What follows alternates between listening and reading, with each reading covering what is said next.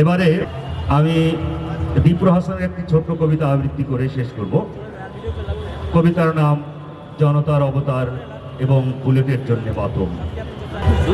জনতার অবতার ঘিলু ভরা পেস্তার করে খুন পরিচয় লুকিয়ে আয়েসেতে হরদম গলা করে গম গম কথা বলে চোখ মুখ খিচিয়ে।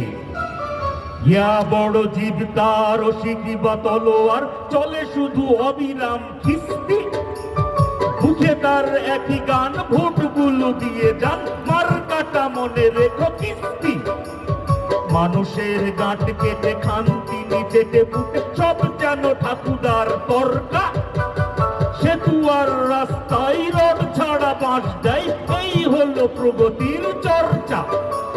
টুনটুন হলে পরে আলহাদে পেট ভরে খাই গোশ মদ আর হুইস্কি।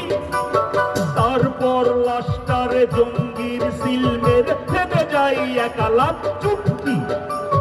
শহরের কোণে কোণে শোনা যায় জনে জনে এই বুঝি বেঁচে দিল দেশটা। ক্ষমতার লোভে পড়ে প্রতিবেশী দেশটার মুক্তেই দিয়ে দিল সবটা। অবতার জনতার মেজাজটা হট্টার দেশ দশ যার কাছে নস্যি।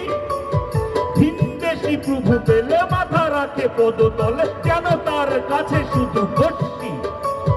কোন এক রাত্রিতে ত্রিভিকর স্থলে ভেসে ওঠে জাগরণ বার্তা।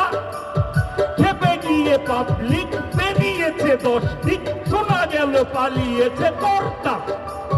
খেপে গিয়ে পাবলিক বেরিয়েছে 10 দিক শোনা গেল পালিয়েছে কর্তা। ধন্যবাদ।